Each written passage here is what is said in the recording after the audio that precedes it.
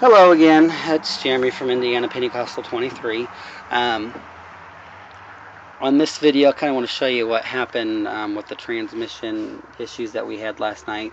But just to kind of preface the video to kind of give you an idea of what's been going on with this bus.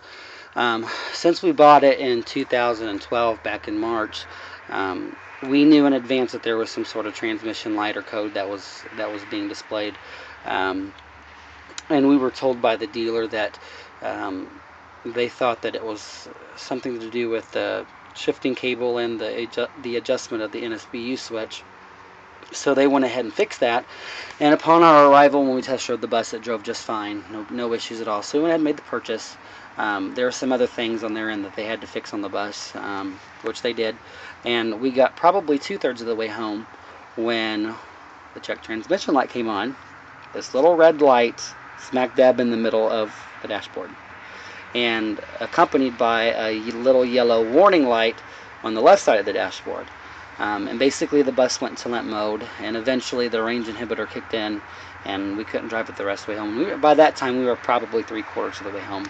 It was about a 2-hour drive. It wasn't too terribly bad. So anyway, we had to have it towed, and once we got it back to the dealer, they said that, well, we're not going to give you a refund. You bought it as is, which I understood. So we then somehow miraculously were able to drive it up the road about 5 miles to the transmission shop. And when they got a hold of it, they said that there was a bad ignition wire that went from the ignition switch to the transmission computer. So they replaced that. There was a bad pressure switch also. I'm not too for certain what that really does, but they replaced all that. The bus drove fine for about 10,000 miles. In September, we were closing down our pools way over in Columbus, Ohio, when probably, 7 or 8 o'clock at night, we were coming to a stoplight, and the bus shuddered really bad, and it made like a big boom sound, and the transmission light and the warning light came back on. And I'm like, are you kidding me? So to make a long story short, we had the bus towed to a local Allison transmission dealer there in Columbus, Ohio, and they did their diagnostics, and come to find out the computer wasn't getting enough power. So they said when buses are built, the manufacturer sets the body on the chassis, and they just tie into the wiring harness that's there, and if anything goes wrong, or if they tie too much into a certain power line, then it draws too much power, so therefore a lot of components do not get enough power. So therefore a lack of power will send the transmission computer into default mode or limp mode. So what they actually did, and that's what I'm about to show you, is they actually ran 2 dedicated power lines from the battery itself to the transmission computer. And when they did that, they also replaced the carrier bearing, which is the actual bearing that holds the drive shaft. And the bus drove so much smoother. Like I had no idea the bearing was bad to begin with. But so anyway, I'll show you the wiring that they did. They did a pretty good job.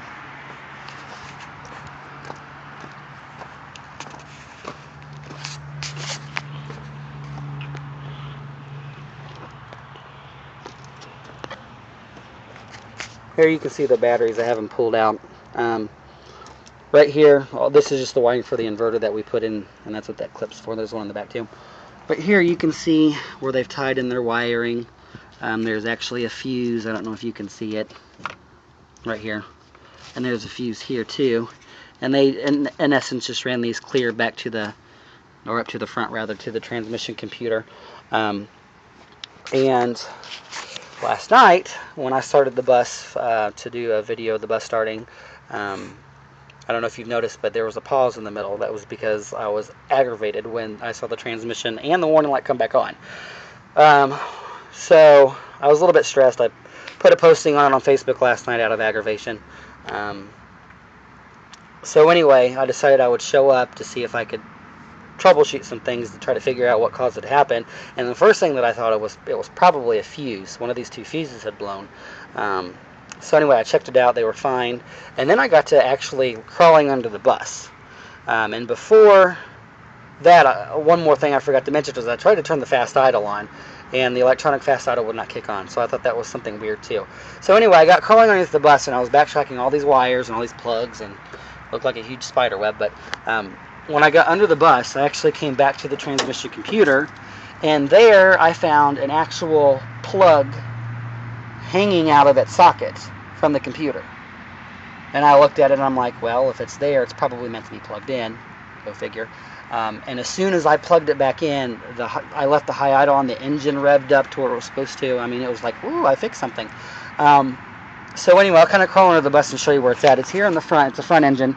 Sorry, I'm not aiming the phone in the right direction. But it's a front engine. And right in front of the front tire here. Whew. See, there's the bus. And then up here's these computer-looking devices. And this black plug right here was literally hanging out of the socket. And I just could not believe it.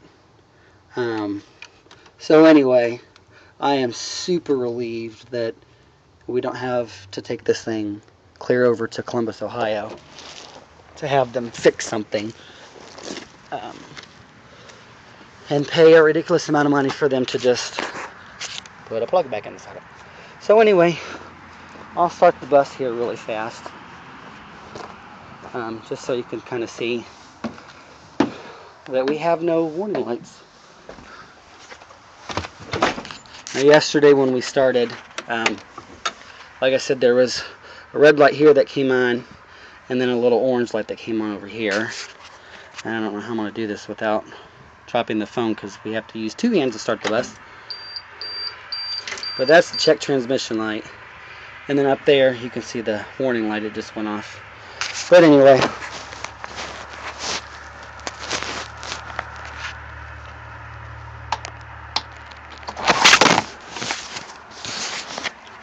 let's try that again without dropping the phone.